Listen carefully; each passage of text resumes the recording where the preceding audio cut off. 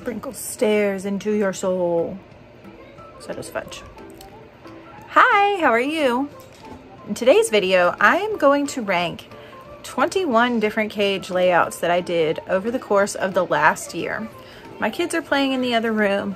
I have left my tripod somewhere, so this is gonna be wobbly. Sorry, not much I can do about that, but I need to film now, so this is what you get. I ranked this on a 5-point system. I have a couple of cages that I frankly just didn't like, even though they probably should have scored higher, so those got lower in the rankings. We'll talk about that in a minute. But here's my 5 points. 1, must allow climbing. 2, needs to have a floor hide. 3, a hammock.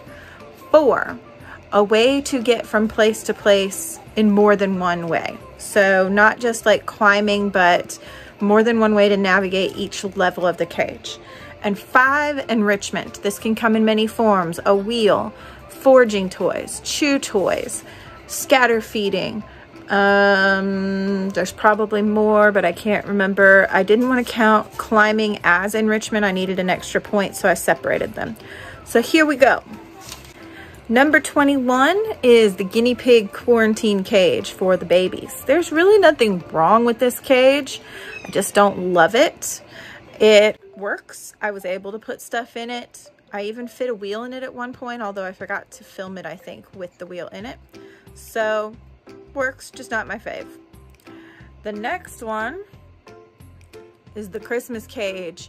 Now, this one doesn't really have anything particularly wrong with it. It did have some enrichment in the form of those little snowflakes, and it's just kind of meh. Not one of my favorite layouts for this year.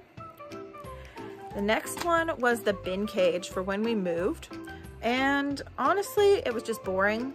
There was not much I could do about that because I had already packed up almost everything in my craft room and office. So I was using what I had already left out to put in the cage and trying to make do, and you know, I just don't like it. The rats also just seemed really bored. These cages coming up all ranked in 4 out of the 5 categories. This one is the intro cage. I don't hate it, but intro cages are not generally a favorite for me just because they tend to be kind of sparse and open, and I like to provide more hiding places for my rats. So, you know, I never like them. It doesn't matter what I do for an intro cage, I always dislike them. But I will say the rats actually enjoyed this one, so that's a plus. Next, we are on number 17, the Valentines Day cage. This one I feel like was really cute, but it just, I don't know, it's not a fave for me. It feels really sparse. The rats did seem to enjoy it. In fact, they destroyed the hammock. It didn't survive. Number 16 is the cage tour for April. What are my boys doing up there? What are y'all doing? They don't know. It's probably caramel.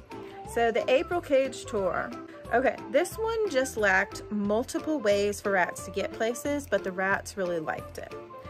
Next we have November cage number 1. This one is fine. It's just not visually pretty, and it was lacking an enrichment of some sort other than climbing. This one also the rats liked.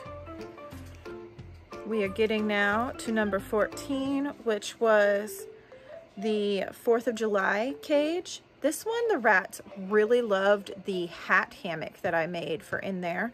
I literally just sewed loops onto the brim of the hat that's in the very back corner behind the toilet roll and hung it up. And that was their favorite thing. I'm definitely gonna have to replicate that in other ways in the future because they thought it was the best thing ever. Technically, I don't think there's a halfway point in 21, but we're getting close.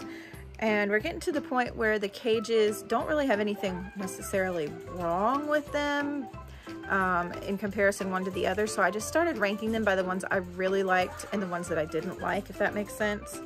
So number 13, this one is the August bin cage setup. And honestly, this one came out really cute. I did like that I was able to stay in the pink theme. I'm not really sure how that happened, but it did. it just, I don't know. I didn't love it. I can't really put my finger on why, I just didn't. Okay, next is May. This one I actually liked okay. It's not awful, and I realized after I ranked it that I probably should have moved it up higher in the rankings because there is more enrichment in it than I thought there was, but it's already in this place and I don't feel like rearranging my order. So yeah, it's fine. It just, you know, is what it is. The next one is the Colorful Cage Tour. I actually really liked this cage. This was one of the ones from early in January last year, and it's one of my favorites as far as like visually looking at it, but problem is they really only had one way to get to any one thing in the cage.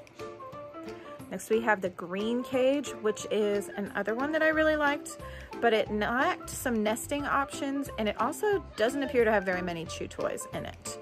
There's a few, but I think I was getting low on them at the time and hadn't made more. Okay, this one I actually thought I was going to rank higher because I really loved this one. I had almost all my hammocks were dirty, so it was kind of a challenge to decorate without using a ton of them, so there's only 2. But it's nearly entirely climbing, and while that's fun, it's not as much fun as having a variety of things. Now we're going to get into the cages that had a rank of 5 or higher. So this one is number 8. This one takes all of the 5 points, but visually it's just not a favorite of mine. It's just kind of bleh. The rats actually enjoyed this one, and their favorite part was the baskets. You'll also notice that I am using lots of foraging toys as these go forward, and there are things to play with in the cage. Okay, next, number 7. This was the how to set up a rat cage, the one that I used for that video. I actually really like this one. There's nothing wrong with it. It's just that the colors don't appeal to me. Number 6. This one was from early March. I actually really like the colors in this one. It hit all of the things that I ranked on, all 5 points, but the perch covers are what bugged me on this one. And at this point I had to get kind of nitpicky because they're all really good. So I just didn't like that the perch covers were clipped in place instead of sewn like later versions were. Next we have the October Cage. I don't have a great picture, but this one was more balanced. It was nearly a winner, but they just can't all be my favorites. Number 4. This is a terrible photo, and I don't know that this one ever actually made it into a video. This one was the middle of August, and it was after I made that rope perch that goes across the whole cage and showed how to do that. And I just didn't photograph it very well or film it very much. All of the video I have of this particular changing of the setup is mostly the rats playing on the rope, so not really very useful. But I did have this one picture, so I thought I'd throw it in here. You know, sometimes I'm not great at documenting things. This is the cage shortly after that, a couple weeks later. It's the end of August. You will see that some of the stuff is moved around and tweaked a little. I do this sometimes in my layouts if they're having a good time, but I need to change things. I just move them a little bit, and the rats really enjoyed it. They particularly like that catch rope a lot, and I need to use that some more this year for sure. And the baby toy in the back corner. They just absolutely love that thing. So far, honestly, all the rats I've ever had like that thing. Number 2, we're getting to the final cages. This one ticks all the boxes and is just so cute. Ugh. I need to use that tulip bucket again. It's packed somewhere still. My boys absolutely loved it, and I honestly need to look for some more Easter egg baskets like that in the future. Y'all, we've done it. We're at number 1, and look, it's only taken me about 10-ish minutes. Go me, because I tend to be long-winded. This one has just the right amount of color, clutter, enrichment, floor space, sleeping areas, and so much more. It's just, the boys loved it. It was busy enough. I don't know, the mid-July cage is my hands down winner for my favorite cage layout. So what did you think? Did the cage that you liked the best win? If not, I'd love to know your thoughts in the comments below. Some goals I have for this year are to add more natural items into my cage in some way, shape, or form. It's kind of hard here because they're really expensive, but I would like to do that at some point. It probably won't happen till later in the year because I'll have to start picking things up here and there as my budget allows, but that's something I really do want to work more on. So yeah, thanks for watching. Bye.